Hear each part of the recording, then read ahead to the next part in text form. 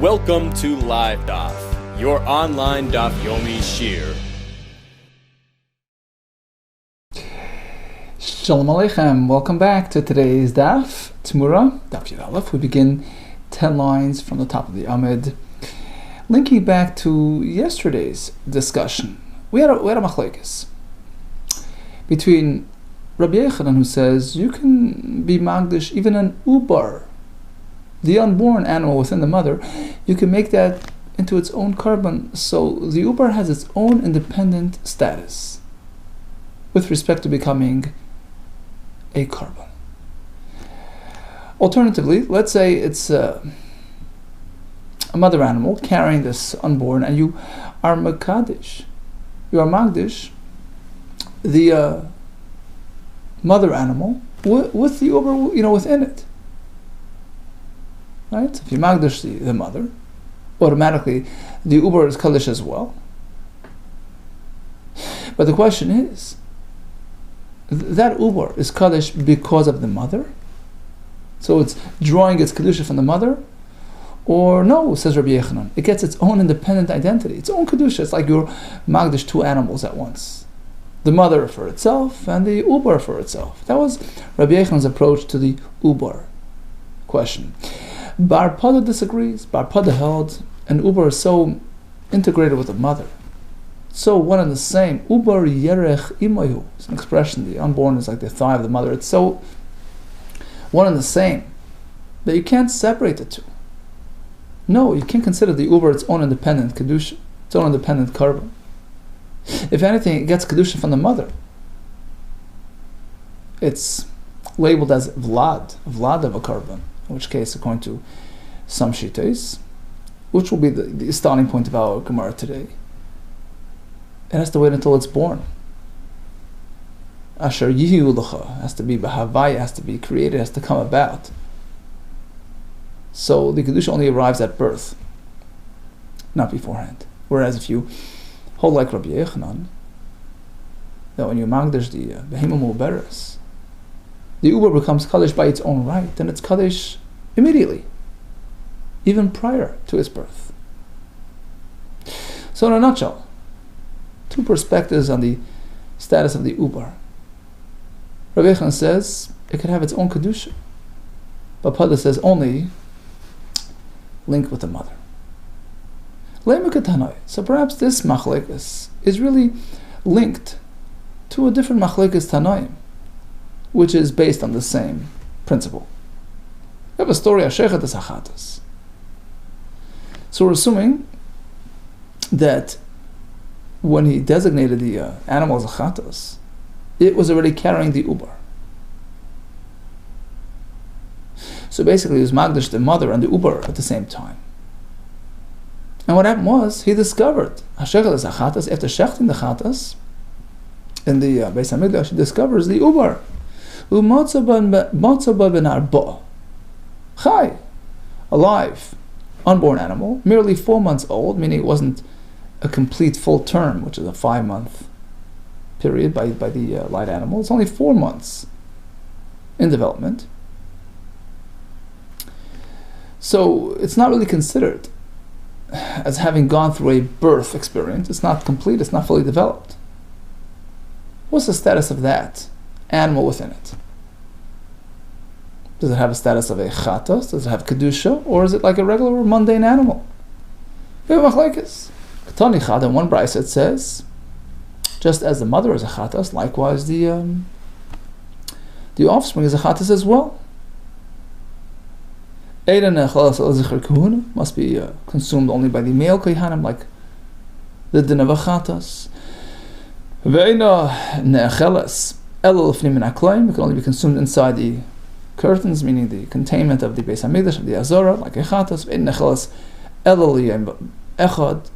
and it must be eaten within the day of the shechita, within the time frame of a chatas. So basically, according to the first brayso, this ubar is treated like a chatas.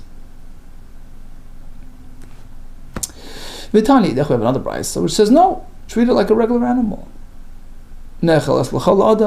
Anybody can eat it. Anywhere. You can't eat it in the Azor. It's not a carbon. What's the machlekes about? My love, Tanoi, we're assuming that in fact, this Machlekes Tanaim is aligned with the Machlekes we had yesterday. The Mar Savar Kedusha Chalalu Barim. So again, we're speaking that he was Magdish, this expectant animal, as a Chatas. Brisa number 1 holds like Rabbi Yechanan, that the Ubar gets its own independent status of Kedusha, in which case it doesn't have to wait. It doesn't have to wait until it's born, because it's Kaddish inherently. Umar Savra in Kedusha Chalal Ubar. The second Brisa says no. The Kedusha does not get activated on the Ubar directly, only on account of the mother. So the mother is a Chatas, but the Ubar is not yet anything until he's born. Rashi explains, we are following the opinion that Vlada is Kachim Bavayasan in Kedushim. They only become Kaddish when they're born. As opposed to this case where it's caught before it was born. Wasn't even fully developed. And that's why it's not Kaddish. So it would seem that this Machlekes corresponds with the Machlekes Bapada and Rabbi Yechanan. Lo, you don't have to say that. Hani Tanoi Baka Mifleki. The answer is we're not talking about that type of scenario. He was not Magdish Behema Muberes. Rather, he was Magdish, an animal which was not Muberes at the time. And it became Muberes, it became expectant later. This is your classic Vlad Kachim, the offspring of an existing carbon. The question is, at what point does it get Kedusha? As soon as it happens, or as soon as it's born, and not before. The Mar Savara.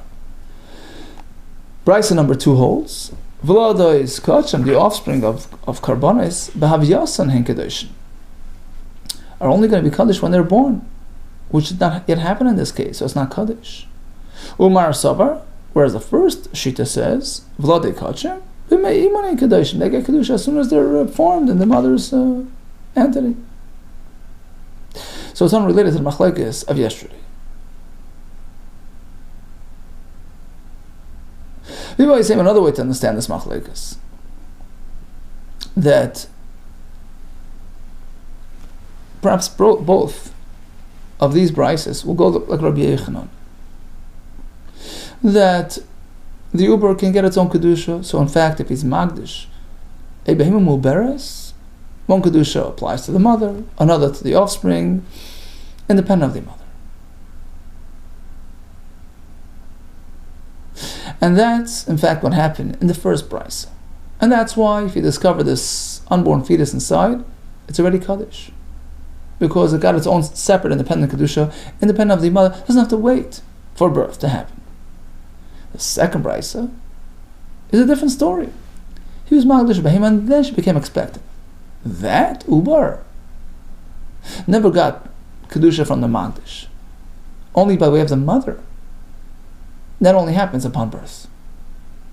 You might say another way to understand this Machlekes. It's not a Machlekes, Chatanu. It's one and the same opinion. Just different stories.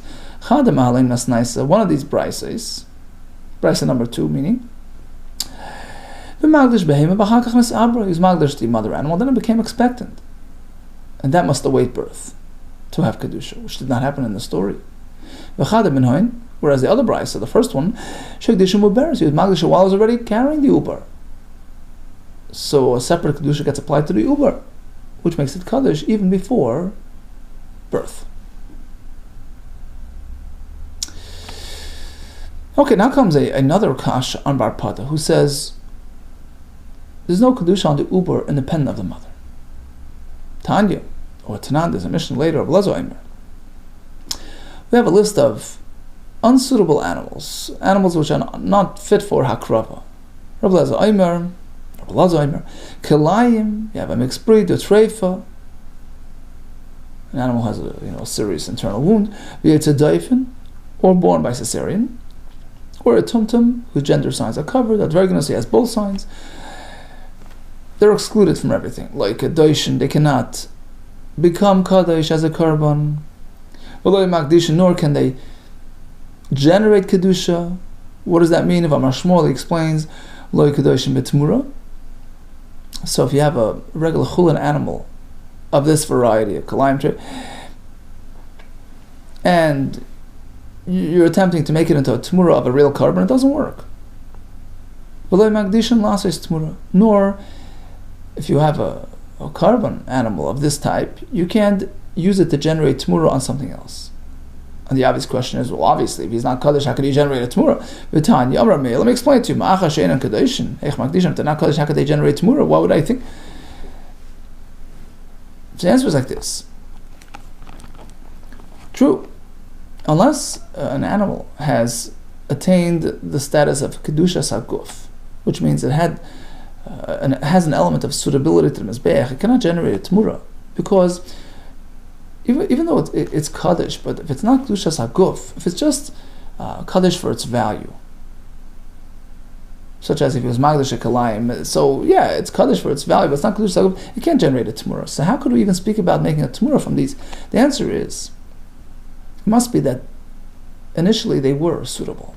At some point they were ro'ilum mizbeach, and they attained that higher level of kedushas haguf, and then they fell off the track. And the chiddush is, even though they had it at a certain point, they can't. They're already weakened to the point that they cannot generate a temurah. And we're going to have to play it out in all of these cases. All these 5, labels. Figure out how they could have had kedushas haguf and then lost it. If they have no kedushas haguf, how could you even consider that they can generate a temurah? It must be that's the following type of case. In the case of the treifa, what happened was he was magdash l'mizbeach and then it became a treifa. So already achieved the status of kedushas haguf. And in the case of the Yetzidayfen, likewise, b'magdash vlad v'yotze derech dayfen. He was magdash an unborn animal. So at that point, it got kedushas haguf, and then it was born unnaturally. Bottom line, what do we see from here? That an uber can get its own kedusha, even while still unborn. Unlike Bar Pada, who says you can't do that. Alma, apparently, Kaddish Vlad, a Vlad can have Kedusha. Its own Kedusha, prior to birth. Now we're really stuck. How are we going to get around this? Amri, so in fact, we're going to make a big turnaround. Bnei Yeshiva responded, you're right. We misunderstood the whole opinion, the whole position of our Pada. When our Pada says that a Vlad cannot have its own Kedusha, that's only in a very specific case. When the mother animal is a balas mum, which makes it unsuitable for kedushas haguf, in that case you can't just bypass the mother, magdash the vlad, as a carbon. But if the mother is suitable, the mother is unblemished, whole, complete, tam. So although he's going to direct his kedusha exclusively on the vlad, it can work. Amri, the answer is like this: betam b'me'it mima, unblemished within an unblemished mother. Afilu bar pada nami moed the kaddish. Bar pada agrees you can be mekadosh that unborn animal. The question will be, if it's unblemished ubar within an animal who's already blemished and unsuitable for akrava, can you sort of bypass it? Can I shortcut the mother and go straight to the ubar or not? Bar Pada says no. Sabar, he holds kivan the imalei mekach of kedusha haguf, since the mother has no potential for kedushas haguf, hu nami lo kaddish, you can't grant that status to the ubar if his own mother is not holding there. Rabbi Yechon Sabar, hani kibeis behemas ninu. Rabbi Yechon says, why not? 2 separate animals. Imei hudlem mikdash. True, the mother can't achieve the status of kedushas haguf, but avul hu kaddish, but the child could. Continues the Gemara Lishna Achruna. There was another version of this discussion, slightly different, but Mepharshim explain, not really, practically different, just in the wording. So we started with that kasha on Bar Pada from the Mishnah, presenting a list of 5 deficient karbanos: kalayim, treifa, yetzidayfen, tumtum adrogenus. Well, they can't generate a temurah. Well, of course, they're not kedushas haguf. They are, because they were kaddish before they went awry, before he became a treifa. The uber was kaddish inside the mother before he became a yetzidayfen. Fine, so that addressed those 2 cases. What about the remaining 3 on the list? Kalayim, tumtum adrogenus. These are deficient from conception. it's a crossbreed. It's tumtum, it's adregnis. How does it ever achieve any sort of kedushas haguf? Certainly not on account of its own kedusha. Oh, it must be on account of its mother. We're speaking that it's an offspring of an existing korban, in which case it gets kedusha from the mother. What about those three? It can only be possible to even discuss kedusha on those elabel vade kachim, speaking that they're offspring of an existing korban, so they get kedusha from the kedusha good from off the mother, and still because of their deficiency they can't generate a TEMURAH. And the Parshan point out that now we're going like the shita that you get kedusha inside the mother even before birth. Nevertheless, since they're deficient, they can't make a TEMURAH.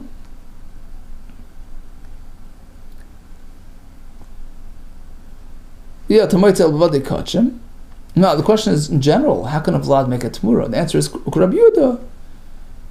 Well, following his opinion, who would tell us that in general, if it's a healthy, properly statused, Vlad, they can make a TEMURAH. Havlad is a TEMURAH.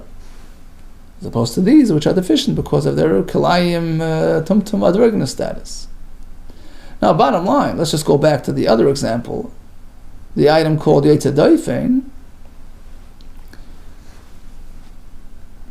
which we explained as follows, that he was Magdish and Ubar, which gives it, Kedushas Haguf, even prior to birth. However, since it was born Yetzer Daifin, unnaturally, it loses that, it becomes deficient and can't be considered for a TEMURAH generator. Halein Hudloi Kachi Gufayus, so these will not have a proper Kedushas Haguf to generate a TEMURAH. Avalu Bar Nacherem Kedushim, but otherwise, in a standard conventional scenario, where you are Magdish and Ubar, and it's born normally, then in fact it has proper Kedusha, and can make it TEMURAH. And there's a Kasham Rapadu who says you cannot be Mekadosh and Ubar separate from the mother. Amar Abaye, so once again Abaye explains for us, let's correct our perception here. Barpada is not preempting Kedusha on Ubar. Depends what the mother's condition is all about. Amar Abaye tam b'mei Tmima. If the Ubar is a tam within the confines of a mother who's also a Tmima, to be a Kaddish Gufay, we'll agree Kaddish Gufay, you can be Magdish the Ubar separate from the mother. Elo ki pligid machlekes is only b'mei balasmum. If you want to Mekadosh and Ubar inside a blemished mother who can't achieve Kedushas Haguf. The Bapada Savar, Pada says, given the Imei, Nami Lakadosh Gufa, since the mother doesn't have the potential to become Kedushas Haguf because of her sorry state, you Nami Lakadosh, you can't apply Kedushas Haguf to the Ubar as well. It can't be stronger than the mother. Eladmei, at most, you can do it monetarily. So the Ubar will be Kaddish for the purpose of buying with it a carbon. Rabbi Yechon Savar, no. He's not bound by his mother's, state. Ubar lav yerachimu. Ubar is a separate entity from the mother. Lav yerachimu. Ba'afakav dimiloi kachuk l'gufa. Even though the mother can never achieve kedushas haguf, Vlad mi kadosh l'gufa, but the Vlad can. Okay, so in a nutshell, we had a big discussion here regarding applying kedusha on the Ubar, independent of the mother. So basically, we have two possible scenarios. We have the mother who's already kaddish and now became expectant. That's called Vladei Kachim. All agree there's Kedusha. Does it apply prior to birth or during birth? That's another machlekes. We're speaking about a fellow who wants to be Mekadosh just the Uber. Or it's already expecting and he wants to Mekadosh the mother with the Uber as two separate entities. That's the subject of machlekes here. Rabbi Yechon says you could, Bapada says you can't, and according to our conclusion, if it's inside a unblemished mother, of course you can do that on the Uber.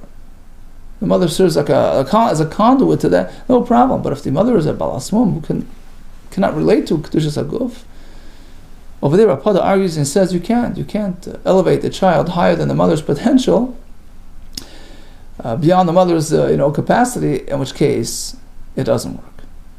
Rabbi Yechon disagrees. He says mother is mother, Uber is Uber, don't mix the two. They're not bound to each other. So you can't be Mekadosh the Uber separate from the mother.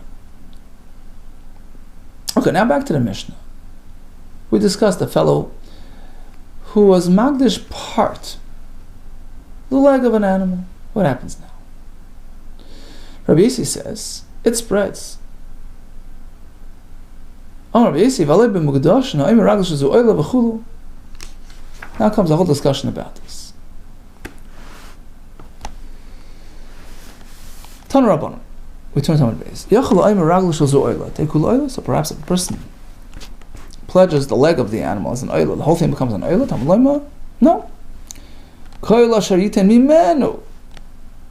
A part of it was pledged LaHashem. Yeah, kodesh. We learn from here. Yeah, that part that you pledged. Mimenu LaHashem. But not the whole thing. Likul LaHashem. Fine, so it's not everything. But it is the leg. So you can't just take it home because part of it is kaddish. You can't put it on the mizbeach because only the legs. So what do you do with it? Perhaps you take it back home, put it on the farm. No, the leg is kaddish. So what do we do? Okay, what's the way forward? You sell it to a person who needs a korban. TEMURAH, the animal will be sold. To one who needs a korban oila. Person pledged an oila, he'll buy this animal from you. In a minute, the Gemara will ask, but he doesn't get the leg. The leg is yours. So how's he going to be fulfilling his pledge? We'll get that in a minute. But the money is yours to keep because it's your animal, except for the value of the leg. That's kaddish. Chutz midmei, except for the money in exchange for the aver shabbat, the limb that you're. To be Rabbi Yehuda hold. You magdish part, it stays kaddish part. It doesn't spread. However, Rabbi Yossi, Rabbi Shimon, they disagree. Kedusha is contagious. It spreads throughout the whole korban. How do we know that? In fact, if he pledges the leg, the whole thing becomes kaddish. So we're speaking about a partial pledge. When the pasuk adds yeh kodesh, the rabbi says kula to teach us that it spreads throughout. Let's go back to the solution. So according to the first opinion, only the leg is kaddish. You sell it to a person who needs a korban. But the fellow's bringing an animal as though it's missing a leg. That leg doesn't belong to him. He's not fulfilling his pledge, which was to bring a full animal. He didn't pledge a full animal. But what happened was he pledged, I'm going to bring an oila as per the parts that are needed for its survival. So the leg is not needed, so that's not really part of his pledge. He can get away with this. Although Rabbi Yehuda holds that it stays a limited kedusha, but really it depends what he pledged. If he pledged a leg, you're right, it stays at the leg. But if he pledged something which is critical to the animal's survival, it's called aver shanashama tluyaba. Something which if it's missing, the animal would die, would become a treifa, would become an avela, would just die on the spot. We have 3 opinions coming up. We'll see the differences between these opinions, nuances, but the concept is the same. Basically, if it's a critical limb, then it's tantamount to having pledged the entire thing, because it represents the whole life force of the animal, the entirety of the entity, and you're chayiv the whole thing. Amar Chisda, Rabbi Yehuda would agree, but davar sha'isa isa treifa, if he referred to an item within the animal which would make the animal a treifa in its absence. Rava Amar b'davar sha'isa isa nevela. If he pledged a limb which in its absence would render the animal an avela, mimatame, generate tumor. Rav Sheshes Amar b'davar she'imesa, something which would cause the animal to die. They all 3 seems to be saying the same thing. Treif and avela, mesa, it's all different variations of the same point. Ma'ika, what is the difference between Bein Rav Chisda, who referred to treifa, L'Rava, who referred to nevela? It's all the same thing. I mean, we assume a treifa can't survive. The answer is Rav Chisda holds a treifa can survive. Ika b'naya treifa chaya. Big machlok is back in Chulin. Some hold that treifa dies very short, after. Others say a treifa can live a couple of years. So that's the machlok. Rav Chisda Savala, Kiman Dama treifa in a chaya. Rav Chisda holds that a treifa will die very shortly afterwards. So, as long as he referred to a condition which will make the animal a treifa, that's enough to be considered vital and critical for the purpose of obligating himself on the full animal. Rava has the opinion that treifa can't survive for a long while, in which case that wouldn't be considered life-threatening. Rather, he has to pledge about an aver which would actually, kill the animal if it would be missing. So just technically being a treifa is not enough. Now Rava says the animal has to be an avela. Rav Sheshes says it has to die. Isn't that the same thing? There will be one difference here to Rabbi Elazar. Rabbi Elazar describes a condition which halachically is considered an avela, even though you see the animal running around. Rabbi Elazar, nitla yarech v'chal shala nikar. Right, so that's it. The thigh had been dislocated. You see the cavity there. Nevela, even though the animal is still showing some signs of life, some residual signs, halachically, it's dead. It's an avela. It's metame. So the question is, what about that type of condition? Rabbi Saval Rabbi Elazar. Rabbi was like Rabbi Elazar, that in fact, if the fellow pledges, this something which relates to this condition. And Rashi says, so let's say he was magdish, the yarech, and the halal, the thigh and the socket there, which in his absence would make the animal an avela. So that's sufficient to obligate him on the whole thing, because it's so inherent to the animal's life force. That's Rabbi's opinion. Rabbi Saval Elazar. Rav Sheshes doesn't hold that. Rav Saval Elazar. He doesn't know that the animal is considered an avela so soon, in which case that's not enough to obligate him on this full animal pledge. Rather, he has to relate to something which actually would make the animal die instantly, right? Like its head, like its heart, which in its absence the animal would just die on the spot. So that is considered a trigger point to a full pledge. Okay, so bottom line, a person pledges part, the lower, leg, right? That's not critical, it's not vital, it's not treifa, it's not nevela, it's not mace. Rabbi Yehuda says it stays with the leg. It's limited to the regal. Rabbi Yossi says it's spread throughout. We had psukim for that. But all agree if it's life-threatening, whether you work with the treifa, a parameter, nevela, mesa, then even Rabbi Yehuda would agree that he's obligated to a full animal. Mesa, here comes a kasha. Rebbe will come and elaborate on this machlekes. Amar Rebbe. We have two opinions. On the one hand, Rabbi Yehuda says a limited pledge is a limited obligation. Rabbi Yossi says no, even a limited pledge obligates him on the whole thing. So if he's magdish the leg, the whole thing becomes kaddish. Amar Rabbi Nirin, Div Rabbi Yehuda.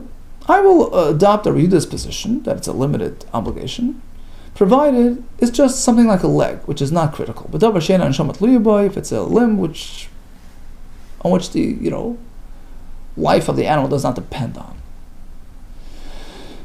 I'll pick Rabbi Yossi's opinion if it's a critical limb. Now the fact that Rabbi is choosing sides, if it's just something not critical, it stays limited, like Rabbi Yehuda. If it's something critical, then it's like Rabbi Yossi. Apparently, their difference of opinion pertains to both scenarios. Otherwise, why do I have to take sides? If they're in agreement on their own, right? Lav, Mechlal, the Palag, Galeg, Rabbi Yehuda. Apparently, they're having a machlekes, even on critical limbs. Right? Apparently, Rabbi Yehuda is in disagreement on that too.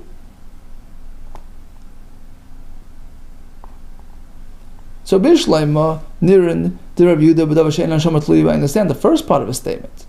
I'm going to adopt Rabbi Yehuda when it's not life critical, because on that certainly Rabbi Yossi disagrees. Mechad Palag Rabbi Yossi, so he disagrees with Rabbi Yossi on that. Rabbi Yossi says it spreads, he says it doesn't, and Rabbi chose Rabbi Yehuda on that. What about part two of the statement? Elanin de Rabbi Yossi.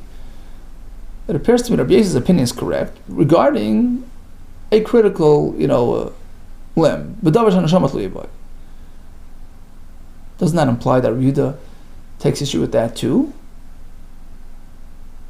And considers that to be a limited hegdish? Lav Mechlal the Palagalid Rabbi Yehuda. Apparently, in this agreement, Rabbi Yehuda, meaning Rabbi Yehuda opposed him even on that. To the Kulu, and this is going to be a refutation of all those opinions who say that if it's a serious, critical element, something which would make a treifa, nevela, mace, then it triggers a full obligation.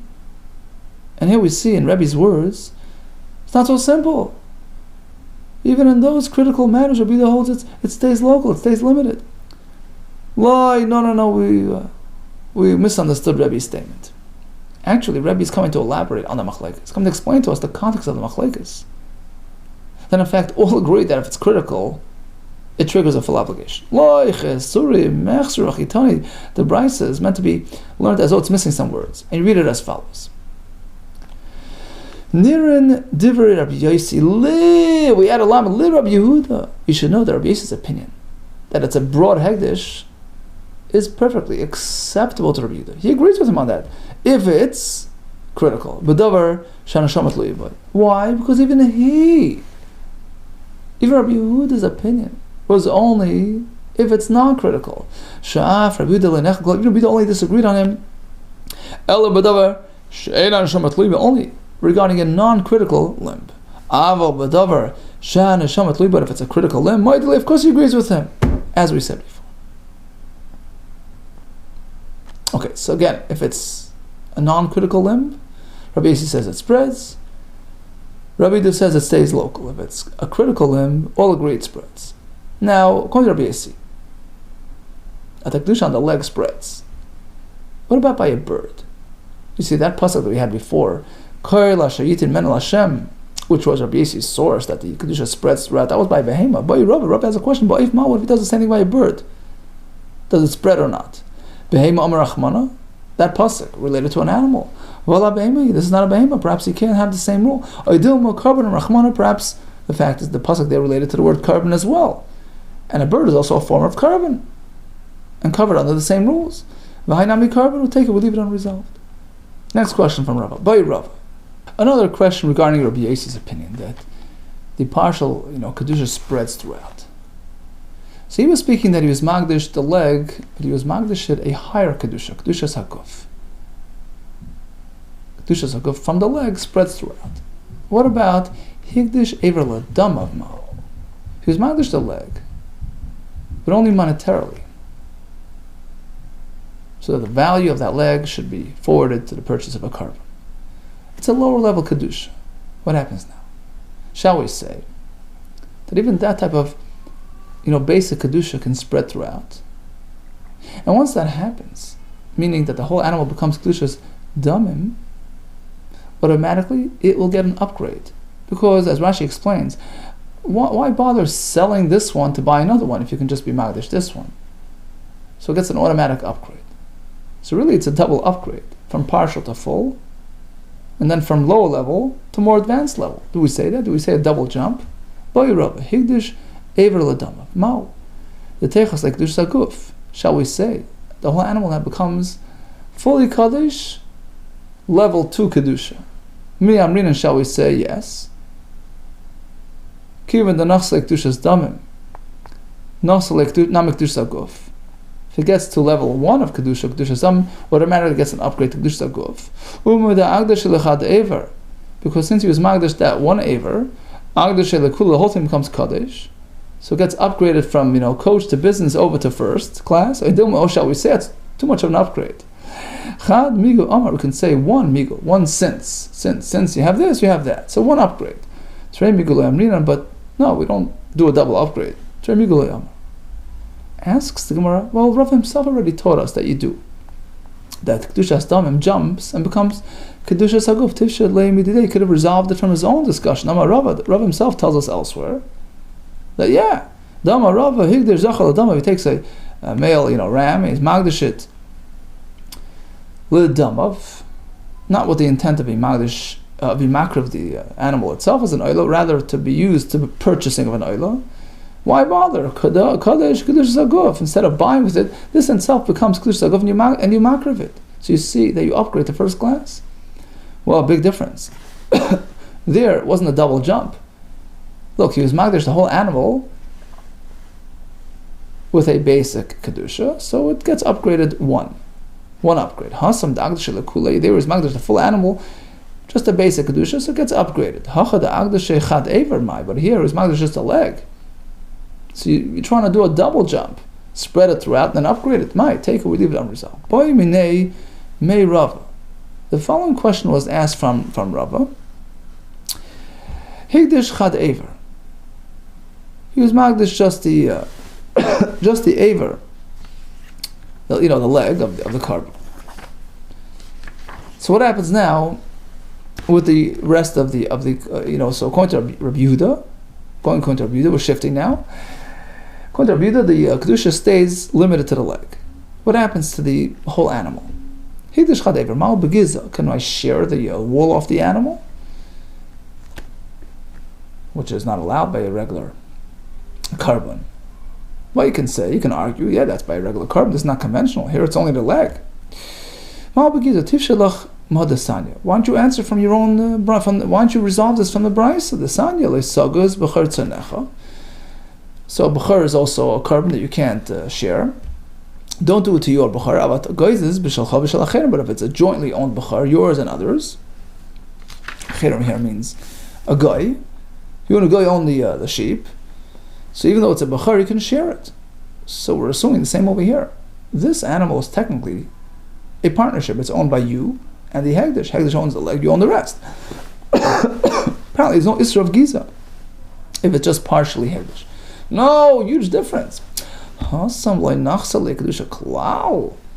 When there's a guy involved, there's no Kedusha on the Bechar at all. We learn it back in Becharis. Once there's any sort of element of guy ownership, the whole thing is exempt. So of course you can share it. Kedusha here, the leg is owned by Hagdish. Different. The Shnachrin, another version, slightly different. There, it's not within his ability to make it Kaddish, because the guy is a part owner. Here, when he was Magdish the leg, he could be Magdish the whole thing. So basically the whole thing has potential. Maybe the whole thing is now drawn after the leg and you can't share it. A new question. Higdish Oira. Okay, this fellow is really original. He's Magdish just the hide of his carbon, of his animal. He's Magdish at Lemezbeach, just the hide. Higdish Oira Mal. Can I work with the animal or not? Shall I say, well, the animal is not Kaddish,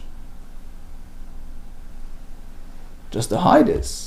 Maybe that's enough to make it Asr Ba'avodah.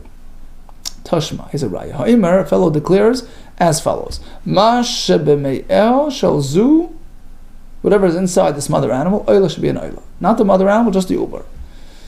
So what's the status of the mother regarding working, regarding sharing? Muteres begiza, you can share the mother. No, nothing wrong with that. But Basur Ba'avodah, you can't work with it. Ipnei kichush Uber shabal, because you're weakening, you're affecting the Uber within it, which is Kaddish. Okay, so what do we see from here? That even when an animal is partially Kaddish, you can't work with it. You're going to weaken it. You're going to wear it out. The same thing with the fellow who was Magdash to hide. Amrleh says, yeah, that's true, but that's midrabban. I'm looking at whether Minat whether he gets Malkus, whether it's Asar Minat Torah. Amrleh kiktani asur ba'avodah midrabban. That price is talking about Asar midrabban because it might come to do it on a regular.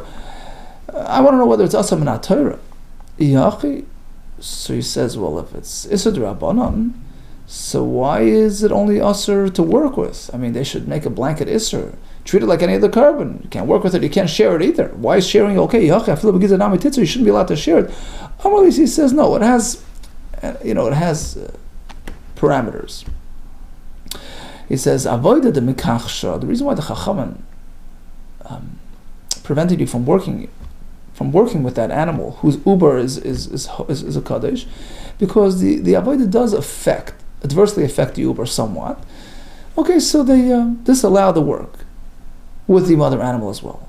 Avodah the mikachsha goes rabbanon, but giz lo goes rabbanon. But sharing the mother has absolutely no effect on the uber, and there's no basis for that isra. Okay, so that explains why if it's midrabbanon, Working is asur, because that relates to the kodesh, but giza doesn't affect the kodesh and it's mutter. But that wasn't my question. My question was in the case where it's partially kodesh, like in the case of the hide, is it also even minat Torah to work with it? Here it's an element of the actual mother animal, and you want to work, the actual animal here is, so can I work with it, or should I say no, because the oyer is kodesh, or should I say yeah, because we look at the rest of the animal, and the rest of the animal is not kodesh? He had a question about Yosef. He shlamim uvlad chulin. He pledged the mother animal as a shlamim, and the uber within it, he says, no, I'm leaving it out of the picture, it's going to stay chulin.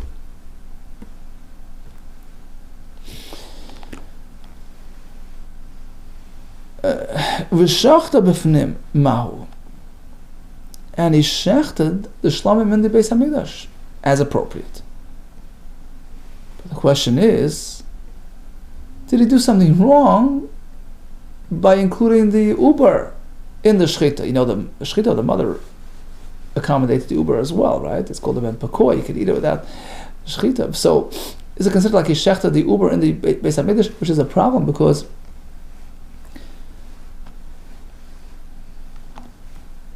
you're not supposed to shecht chulin in the Azara.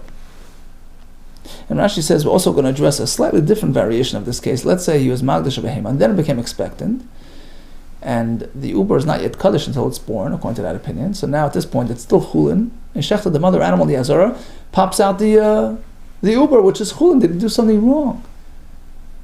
According to the shita that says that the child of a Kaddish animal is only Kaddish upon birth, which hasn't yet happened. Did he commit the Isra of Chulun Ba'azara by shechting the offspring, which is Chulun, in the Azara? Now, technically, again, he didn't do Shechita on the offspring, but halachically, it's considered as though he did. So is now the offspring Asr to eat? We turn to the next Amud. This is, of course, not an issue. He had no choice. Do we apply this pasuk which says, well, when you're far away, do this vicha there, and don't bring the chulin in the Beis Hamikdash. But here he had no choice in the matter. He had to bring it because of the mother that was kaddish. So he committed no offense. Next question, in the reverse. He chulin, okay, I'm declaring the mother as chulin, uvlad shlamim, and the offspring within it is shlamim. And he shechted the whole package outside the mikdash. Did he do something wrong or not? Technically, he shechted the mother, which is chulin, but halachically, the shechita applied to the uber within it, which is kaddish. So did he commit the isra of shechutei chutz, shechting carbon outside the Beis Hamikdash? Mi mechayev aleim mishum shechutei chutz elai? Is he liable for shechutei chutz or not? Amalei says, of course not. The child wasn't yet born, wasn't yet accessible to bring it to the Beis Hamikdash. Amalei mi karina bei. Do we apply on this case the pasuk v'aviyim l'Hashem? You should bring it to the Beis Hamikdash? Of course not. Another version of this answer, Amalei says it has to be suitable as a carbon, which it's not yet. He's only liable for doing it outside if it has suitability for the inside. Here it doesn't. Not yet born. So he's not chayav. Okay, so today's daf centered around two themes. One is the ubar inside the mother animal. Could I be makalish it separate from the mother? And according to the Maskana, we're speaking about ubar b'mei balasmum, the mother who's a balasmum. Rabbi Yechon says doesn't matter, doesn't affect. Ubar can be makalish it fully separate from the mother. But Pada says he's bound to the fate of the mother. He can't be makalish it klish aguf. All agree vlad they catch him. So if it's a carbon, it's already a carbon, and then becomes expectant. Of course, that vlad will have kedusha, whether before birth, after birth, depending on the opinions. Then we had a question of a partial pledge. He pledged just the leg. Does it spread? Rabbi Yisrael says yes. Rabbi Yisrael says no. If it's something which is critical, whether you classify it as treif, nevela, or mesa, then it spreads throughout according to all shitas. We had a discussion about a double upgrade, whether that's applied. We had a discussion whether we upgrade regarding an oif. We had a discussion regarding the parameters of giza v'avoda, and then finally a case where he had no choice in the matter, and therefore he's not liable for chul ma'azara or shchotei chutz. All the best to you, and that's Tzlach Rabba.